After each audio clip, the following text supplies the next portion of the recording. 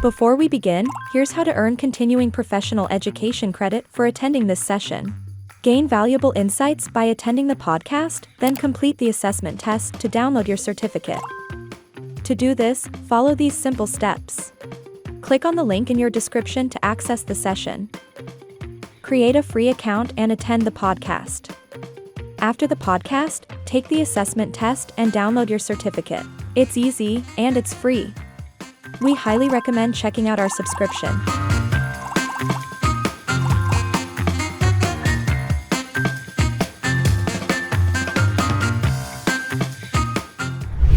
That's an excellent example. It kind of takes me to the whole journey as a career coach. At the same time, we often face this question in the organization development, or you say career coaching. There is always like, why, what a consultant has to offer, right? It's like, well, if I can do everything, why I need support on that? How do you answer that? Because I kind of know what I say, but I would like to hear from you. I think it's always funny when people say that too, because I think a coach can be so many different things. It could be a cheerleader, it Mhm. could be someone who, um, if you just kind of need a little bit more of guidance, or if you're just unsure of how to navigate that, like things, it could be that, or sometimes it could just be an accountability person. So I think it really depends on the person, and we all know ourselves well, right? So we Mm. know kind of what we need to do. But it can be hard. And like I said, putting yourself out there is a big component of anything career related. So there's a bit of scariness with that. But I think we all benefit from having a coach, even if we're not actively like pursuing employment. Um, I like Yeah. I like this whole idea of like lifelong learning and constantly upskilling. I really think that it's important as professionals that we kind of stay attuned to those things. And having a coach or even a mentor, someone who serves in that role, really kind of helps us stay aligned in those things so we can achieve our goals.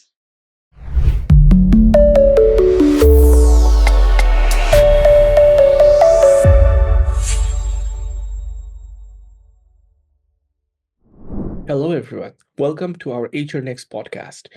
Today, we have an excellent guest with us, and our guest is Renata Scott. Renata Scott is a dedicated workforce and economic development advocate with over a decade of experience in career coaching and support. She began her career in nonprofit social service, providing rehabilitation and case management to underrepresented individuals and those with disabilities, helping them achieve employment, stable housing, healthcare management, and self sufficiency.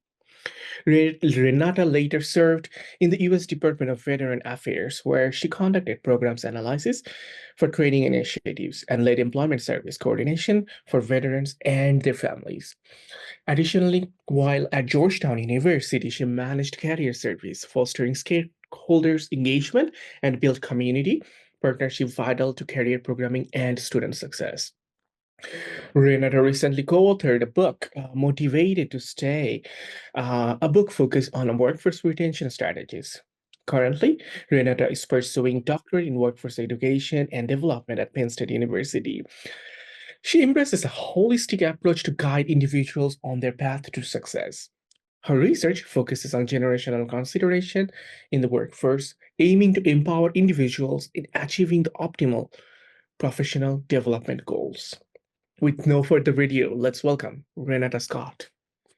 Okay, welcome Renata to our podcast today. How are you doing this morning? I'm good. Thank you for having me. This is exciting. Awesome. Yeah, well, thank you. Thank you for being with us, and we're very excited to listen from you and your background and career journey. I'll start from there. Uh, can Mhm. you kind of take us to the path into your career coaching and workforce development and your life experience?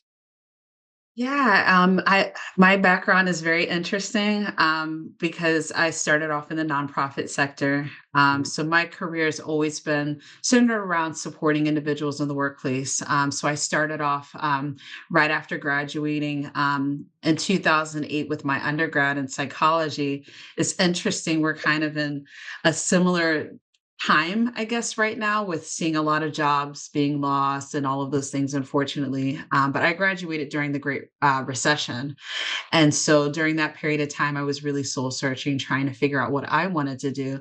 And so I had gotten a lot of fulfillment helping others. So I was a job coach. And so what a job coach does is work with individuals in the workplace who maybe have, like barriers. So people with disabilities, kind of helping them with their fine motor skills and things like that in the workplace.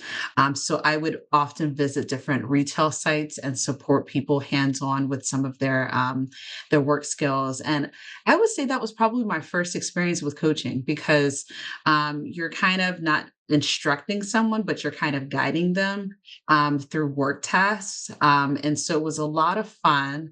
And it was something that was just different every day. So some of the challenges that used to present, maybe dealing with professionalism, or even just kind of understanding, maybe they're having a work task and maybe that person was having a hard time understanding what to do. So kind of coaching and guiding them through those details, breaking it down. Those were some things that I really enjoyed. And so I ended up transitioning into other nonprofits that worked more with helping people with job placement. And I had found that that was also very fulfilling because there's a lot of challenges with getting a job. So having the skills, having to market yourself, being competitive, interviewing, there's so many different factors for individuals. And then those with barriers, as I mentioned, people with disabilities, which was my focus during that time in my career was something that I really honed in on and started to really get counseling, but then also coaching experience. And then I decided, as I lived and worked in San Francisco for a number of years, that I wanted to go back to school. So I got my master's in counseling, and that helped me to really refine those skills. During that time, I actually had an internship with the VA, and that got my foot into the door for federal employment. And federal employment was a very different setting for working in nonprofit. Mhm. As like when you're going kind of from one setting to another or one trade to another, I think there was a lot more structure, but then also a lot more demands. So my work wasn't just counseling hands-on anymore. There was also a large administrative aspect, which is, big in any kind of government job where you have a lot of administrative duties and things that aren't often, kind of echoed in a traditional job description. You kind of really want to support the mission and whatever it takes to support the mission. Um, and so once I relocated to the DMV area, I decided I was interested in working in higher education. And that's where I had started to get more experience with more general population, I would say. So working with students, helping to guide their processes with returning to work and getting hands-on experience for those preparations. And that led up to, I would say, my application to go to Penn State for the workforce development program. Amazing. Everything that I had done, in my experience had been supporting individuals.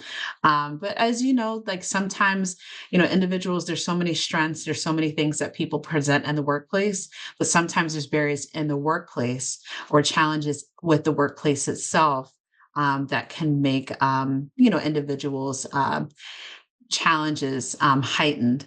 And so that's why I was interested in the workforce ed program with that emphasis in organization development to really just support workplaces with better supporting their individuals when it comes to kind of their career journeys.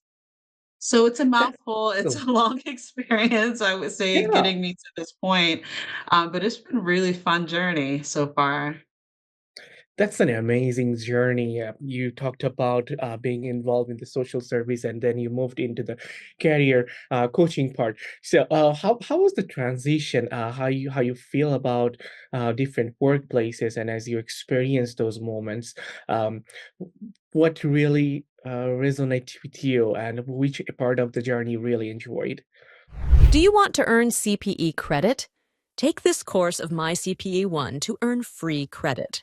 Click the link in the description to get started. That's a great question. I think the thing that I really liked working in nonprofit is there's always a holistic approach to career development. Because I worked with really underserved communities, so it just really showed me that like career growth and supporting, it's not just about like resume development and helping them prepare for interviews. There's also that part about helping people with their confidence, Right. or even like skill building, and really trying to align that like with their I guess with whatever their personal values or their goals are. So that was something I would say was really different in that Mm, respect. I think from a personal journey, just going into a different sector, I think just recognizing that, I remember in the beginning, I was had a bit of insecurity. I've never worked in anything other than, right. nonprofit settings, which we know are traditionally like more supportive, work environments, if you would. And I remember the biggest thing for me, I think, is just connecting with like the right people. So kind of Mhm. building your own community, within that. And I had a lot of really amazing work friends and people that I got to know. And we all came from different places, but we had like a shared mission and Mm. shared objective, to support individuals. And so I think that's really important for anyone who's making career transitions, is just recognizing what your strengths are, what your values are, bringing that to the workplace, and then finding people who have very similar goals and similar mindsets, because that can kind of really help you all support one another throughout the amazing work that you do. Oh, that's great. I see your career coach hat is coming up. It's like that's really inspiring, and I feel like yes, when I want to do a career move, I want to find similar-minded people. I don't want to go to a place where I'm not used to and kind of struggle from the environment rather than the work itself, because people say we leave the managers, not the workplace. So definitely, That is true.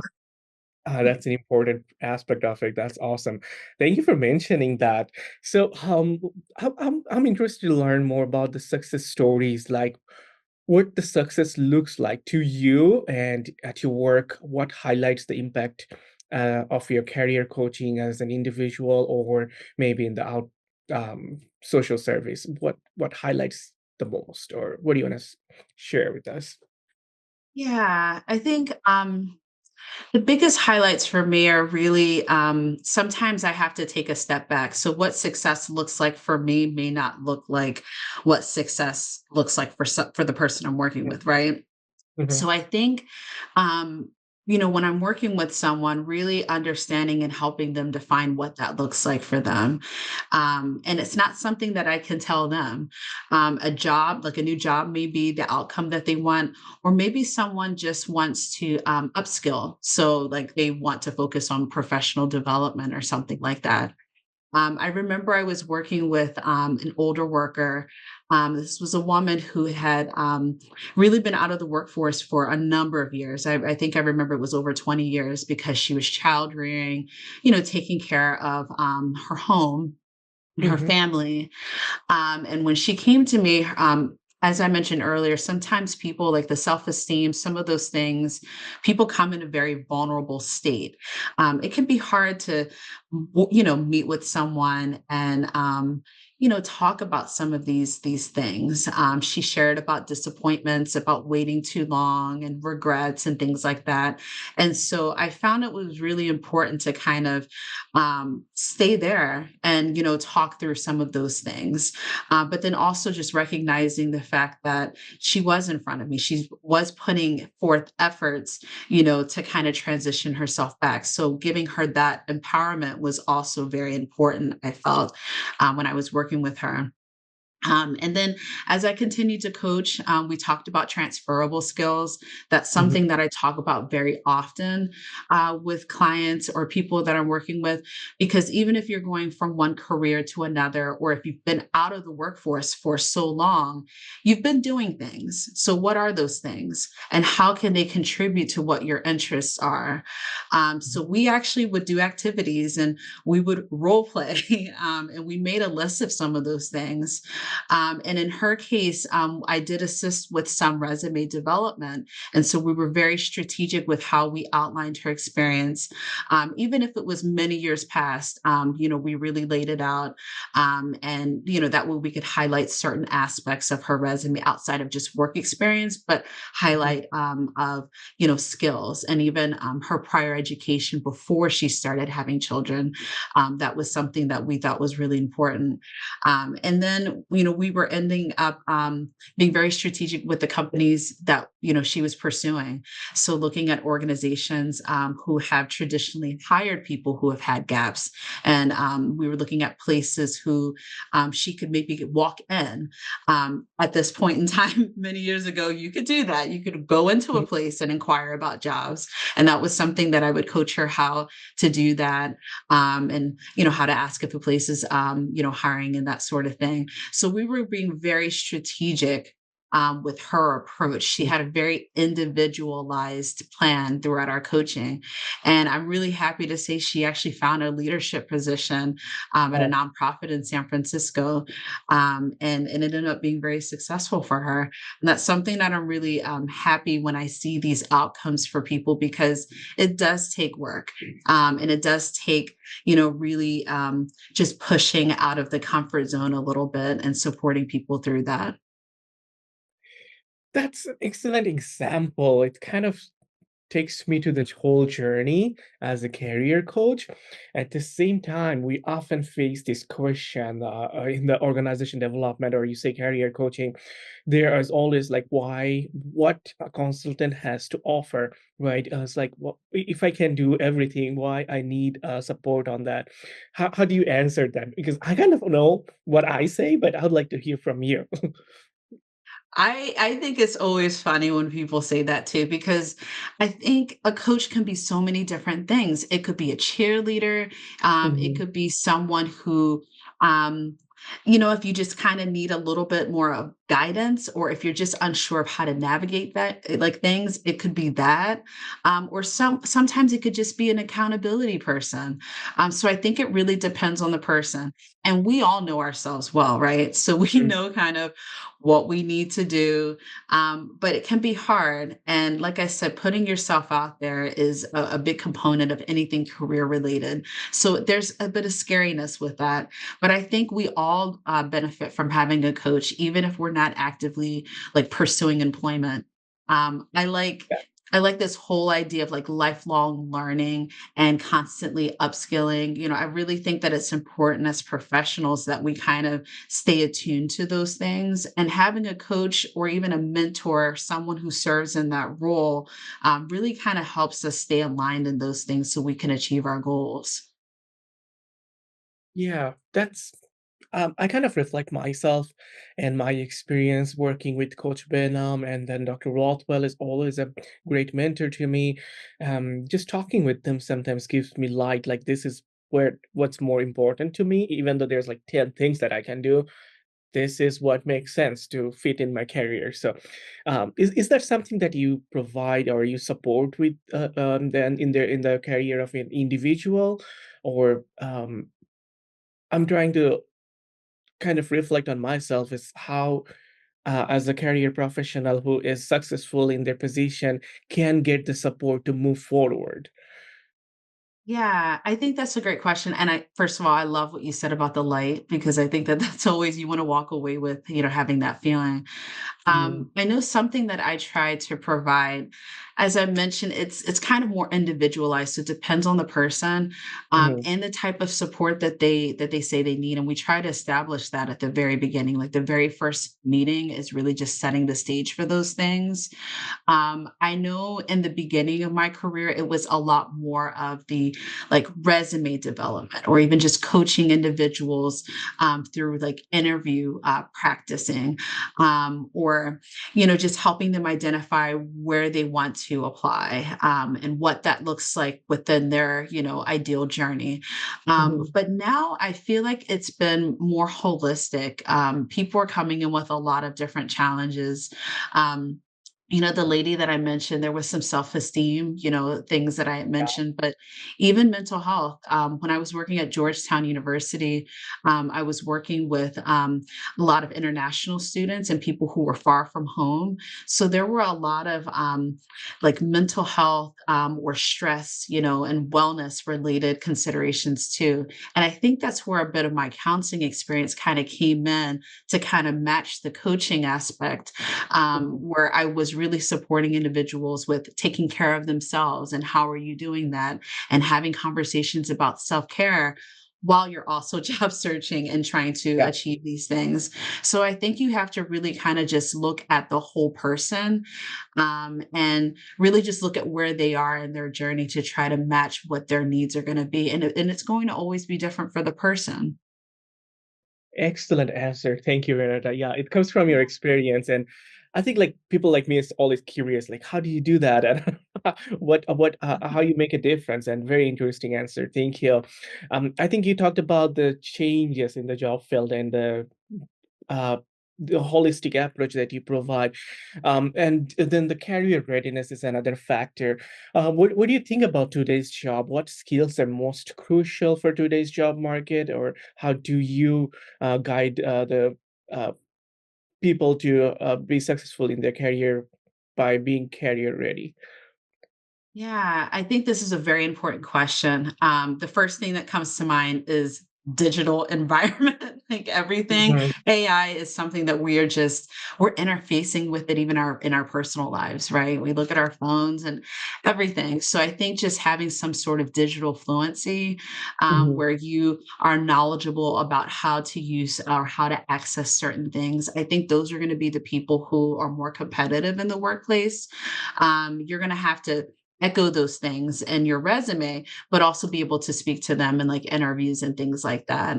I think another thing we've always kind of talked about these things, but I think we're experiencing it a lot more now. Like even before we started the podcast, we were talking about everything that's happening in the world today. mhm, And I think just being able to show that you're someone who's adaptable and being open to change, that's going to be really important, because our workplaces are changing so rapidly and we don't want people to fall behind. So I think that those are going to be two really important things. And then I think, there's always the traditional problem solving. So being able to think critically, um, and no matter what your job is, we're always facing different challenges and things like that. So I think if you're someone who has a hard time, figuring things out, those are some different things that you'll want to maybe focus on or refine. And that's something that it doesn't it's not something where you have it or you don't. It's something that I think can be learned. So I think that those are probably, when I think about the most immediate things that are important in today's workforce, I think that those are the things that will help people to kind of not just maybe be like a typical employee, but to transition to like a stellar employee and continue to have great growth opportunities. Access latest and trending CPE courses with my CPE One Unlimited Access subscription.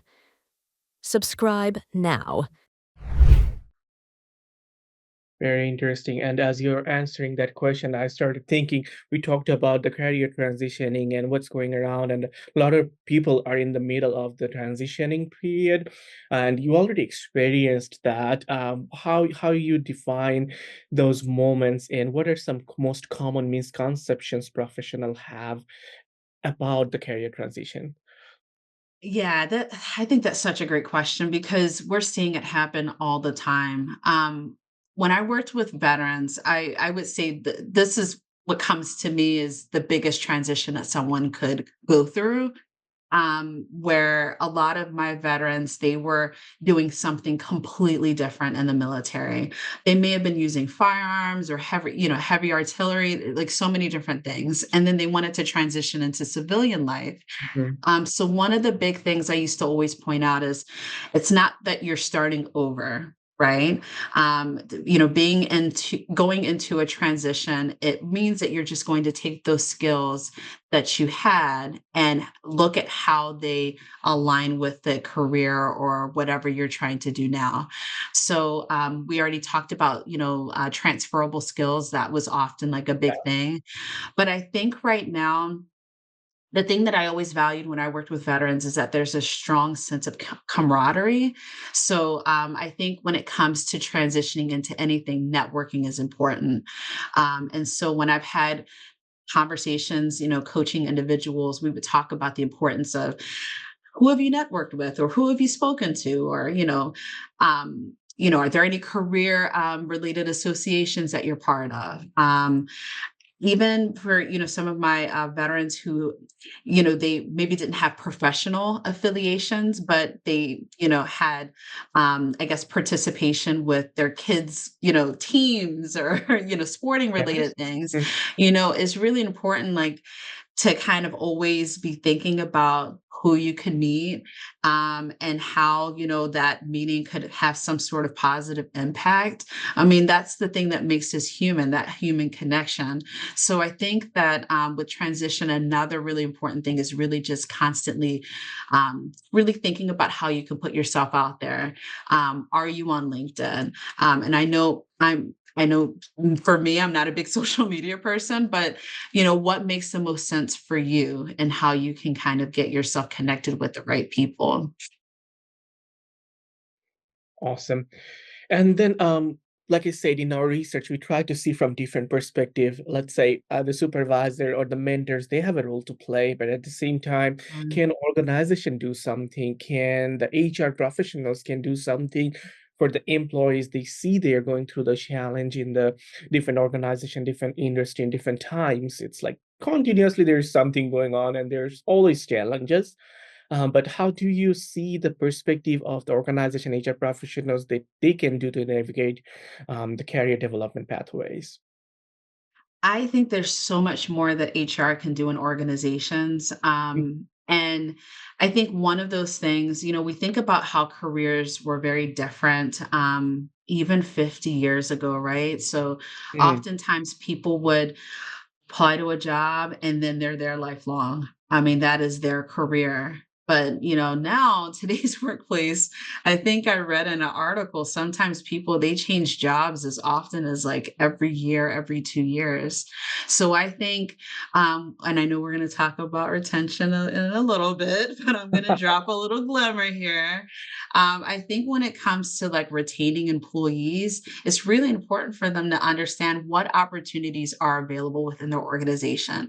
Now, some people may feel comfortable working within their role for a number of years, or that is the perfect job for them. But Mhm. most people, they want to grow, they want to advance, they want to skill. And so I think HR has a big role in being able to really just help people understand what growth opportunities are available there. And it could be a great retention strategy, like having career pathing. And if you use maybe something like Workday at your organization, that could be a great platform to be able to show that.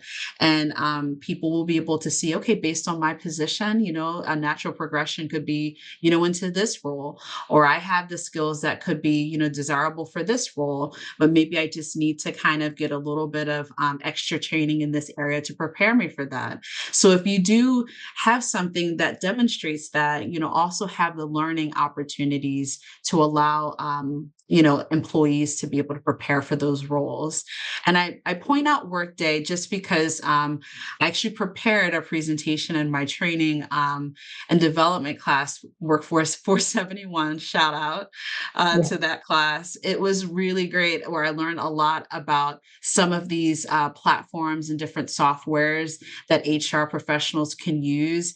And it really allows you to just tailor and craft and have all of these things available to employees to easily access information about learning opportunities. So maybe micro learning, like 30-second kind of, learn Mhm. about this, or have you, heard this about project management skills, or, just different little bite-sized information that employees can use on the go. And then career pathing, like having these types of like modules and informations that are available within your HR offerings, and just encourage that kind of mobility. I think that really helps for retention. Another thing, the center of what we're talking about today is coaching and like training, professional development.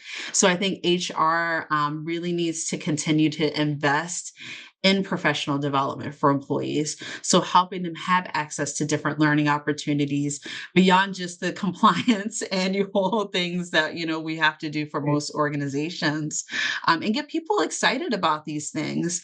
I remember working for an employer before, and we had lunch and learns. I used to love lunch and learns because I could sit there, I could take a break from, what I was working on, still be productive while I'm eating by learning about something. And the best types of lunch and learns are actually learning from your colleagues. So you could rotate, and have individuals pass on, like, pretty much knowledge sharing about particular things. And it really just kind of helps inspire and really reinvigorate, the workplace. So these are just examples, but I think HR can really do a lot more in these areas. And then we'll see people want to stay longer at some of their organizations and really invest and feel like, there's a sense of belonging, by having those kinds of opportunities. Nice. Okay. So, creating those opportunities and kind of trying to get people together, even though we're working remotely sometimes and working in different spaces. I feel like those moments where we get an opportunity to know each other, kind of meet each other in different settings. It feels like a blessing just to know people anymore. Because the workplaces are so much different, and we don't get to meet with each other, even though we do just for a few minutes.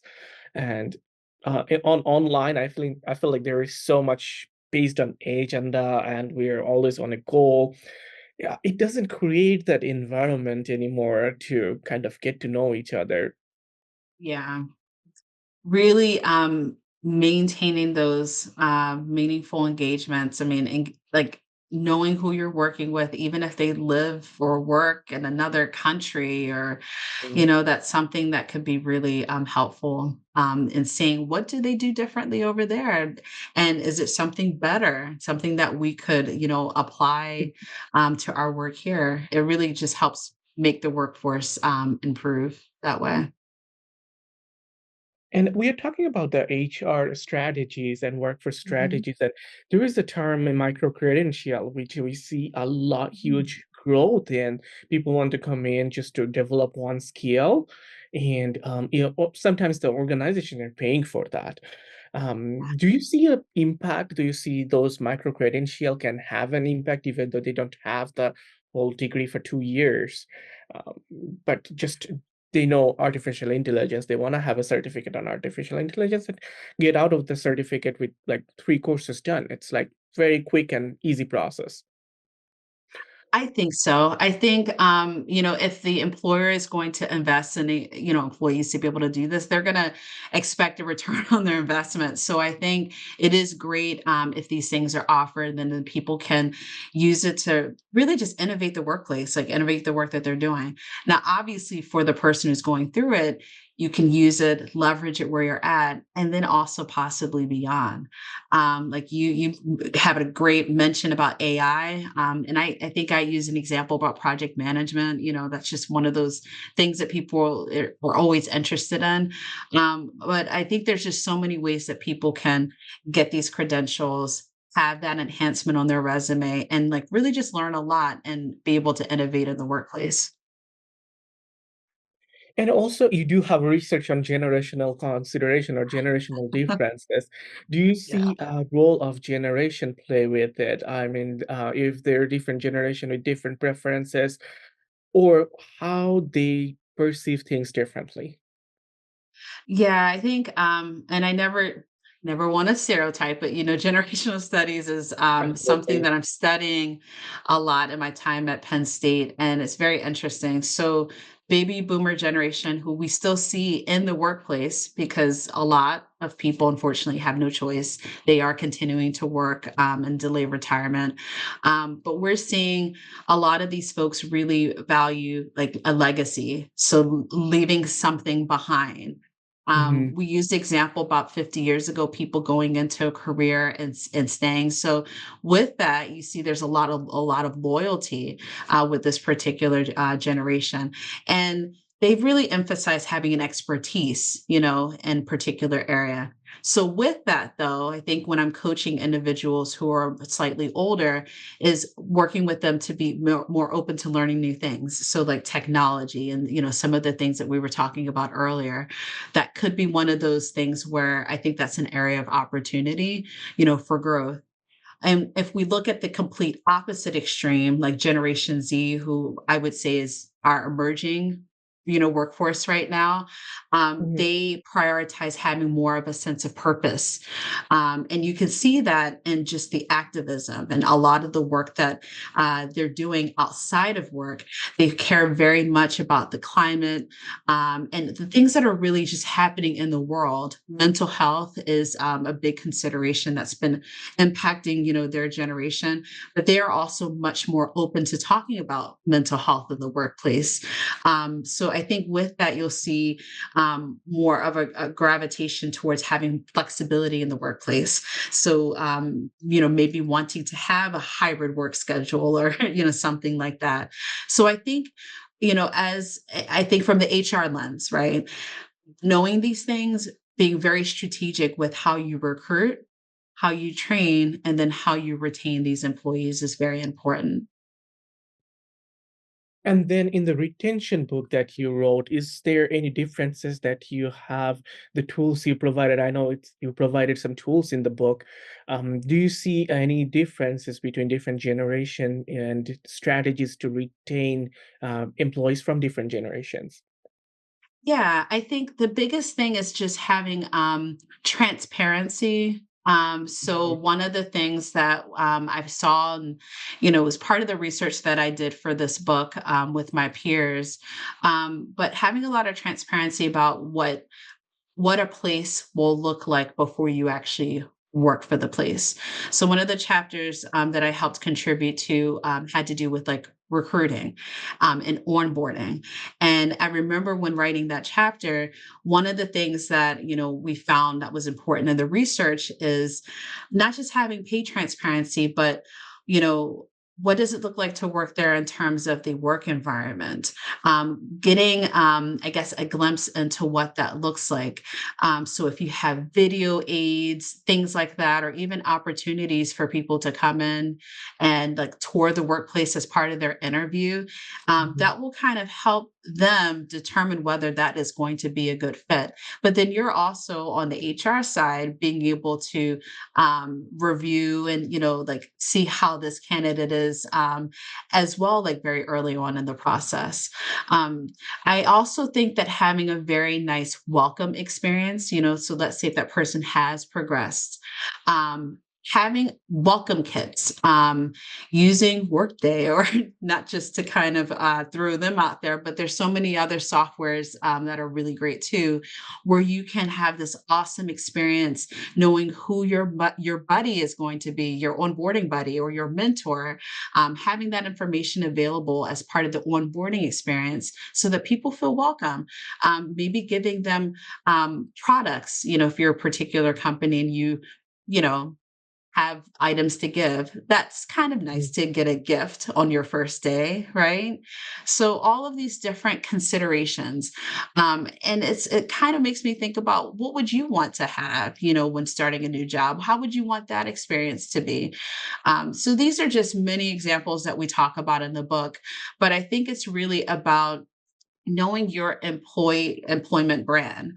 So what is your brand? How do you want that to be represented?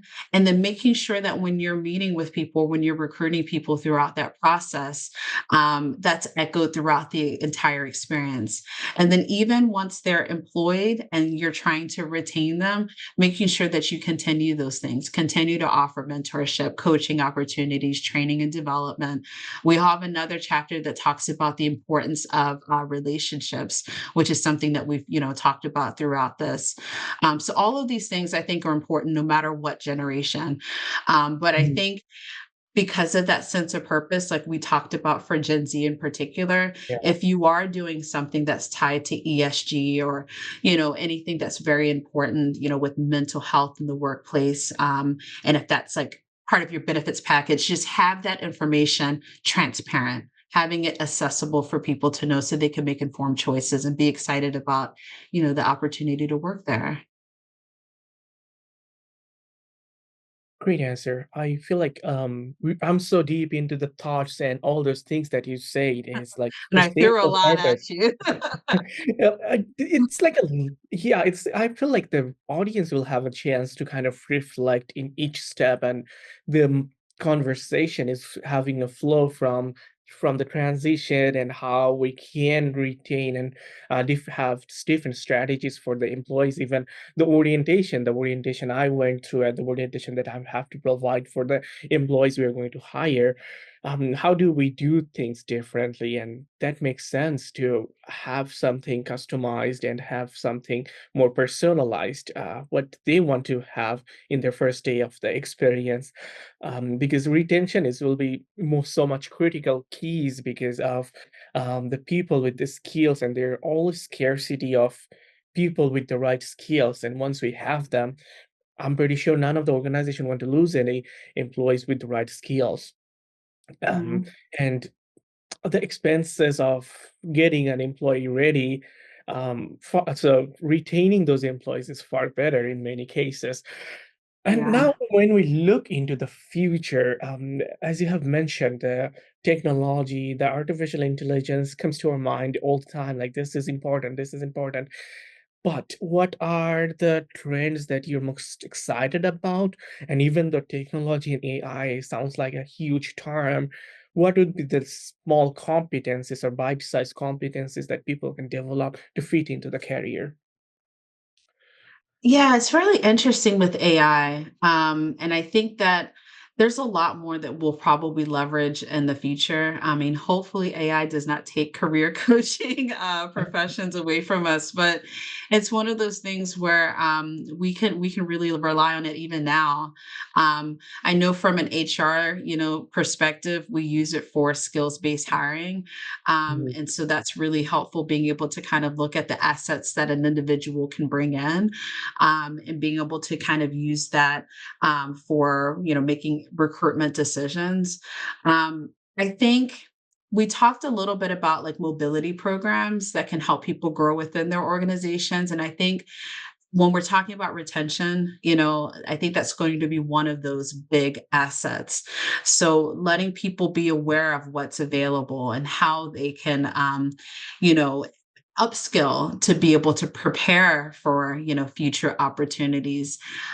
In my perspective from a career development lens, I think that's the biggest opportunity, to be able to have that information available. And then in the future, I know that there's some things that are kind of in the works right now, but having AI tools that can offer career coaching, so identifying skills gaps, and providing real time feedback. I don't know if you've gone through like any like interviews or anything like that lately, but I've seen that there's software where you're not even meeting with a live person. You're getting the opportunity to kind of practice and then do something kind of live, with a video platform. And I think those kinds of things really blow me away. I think we're really advancing quickly with technology. So, no matter what your role is, if you're an applicant, if you're someone in the audience right now who's thinking about applying to jobs, be familiar with those kinds of things. Get lots of practice and understanding about what some of those things are. And then if you're an HR professional right now who's thinking of how to leverage these things, do your research. If you're part of any affiliations, find out what your competitors are using and how Mhm. that's been helpful for them and see if that could be something that could be beneficial to your workplace. I think really just making those investments and learning and understanding those things can kind of really help us prepare for how technology is really being more integrated in the workforce today. And also, we'll come back to you how you use those technology in the career coaching that you provide. But I want to share my experience working with the internal career coach of Kansas State University, where they have to work with a lot of students, right? They have to go through a lot of students, and they're implementing some technologies into that piece where they get to see the students' background, intention, and what they like to do, and instantly come up with some ideas automated ideas so that they don't have to dig into each and every student's record. Rather, it comes as an automatic process, and they have some recommendation as an advisor, they have some recommendation as a career coach, and that's how they're kind of following a pathway through that process. How do you use the Interesting. technology in your career coaching?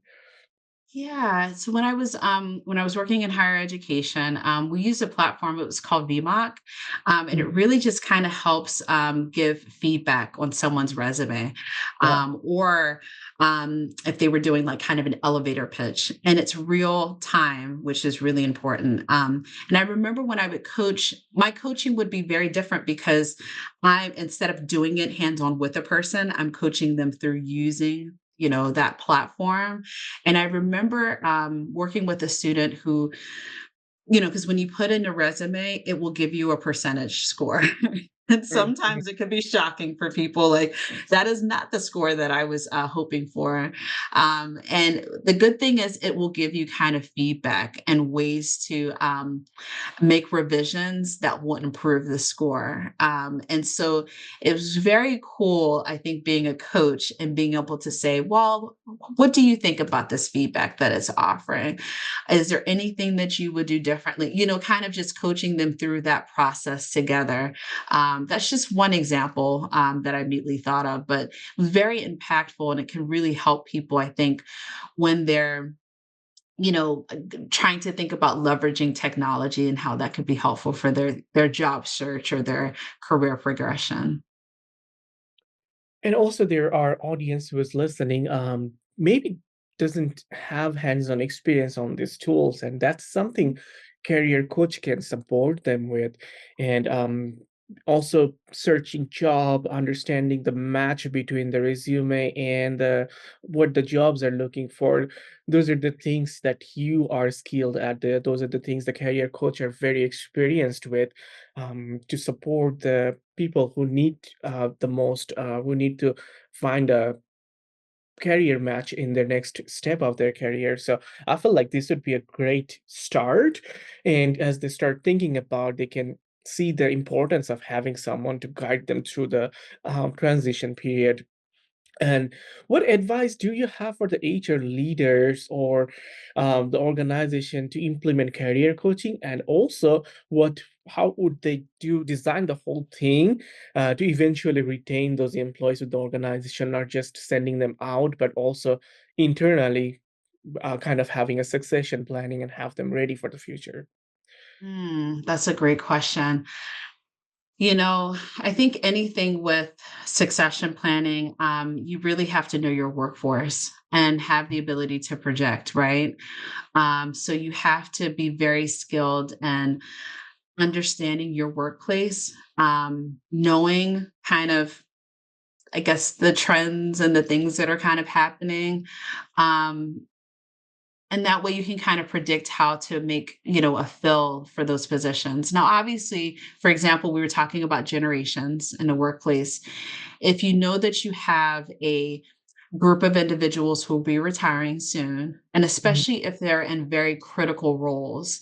That's something you don't wait until they give you their notice. You kind of start thinking about those things early on, and consider ways that they can mentor and knowledge share throughout their experiences. And I think most employees love to find a way to be needed or helpful in the workplace. Now, obviously, it can be hard if you have a lot on your plate and whatnot, but, we use the example about lunch and learns and, some of those things. I think those are just little ways to get people involved. So I think that's kind of the most critical thing. Just know your workforce, and start kind of having opportunities for people to work closely with others and learn and understand what they're doing and understand the intent behind why they're doing something a certain way too.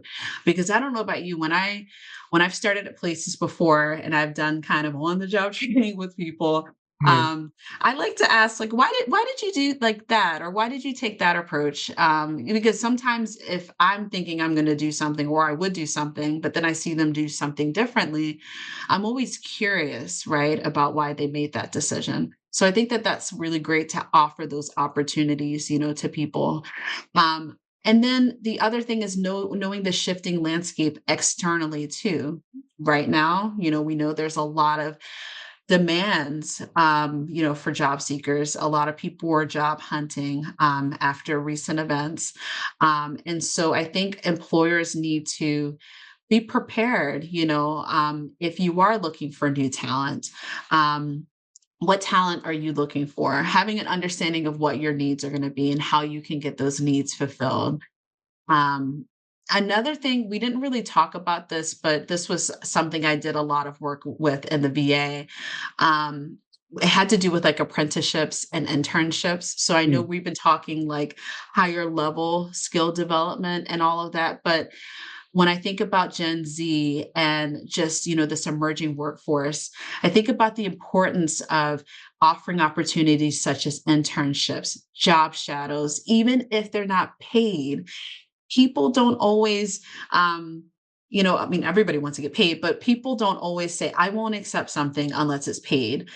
There's lots of ways that you can add value for people. And I think if you create like a pipeline, and build relationships with the community around, where your organization is, you have the opportunity to really be strategic with your succession planning, and really kind of get a workforce that has had a glimpse into the work you do because they've come in and done internships, or they've, spent time with your employers, and then they can kind of grow within the ranks. So it's kind of like this cycle. And I think you can't be reactive and only do it when it's necessary. It should be an ongoing thing. It should be something where it's timed, it's planned, and you're constantly looking at your workforce, and what the needs are going to be.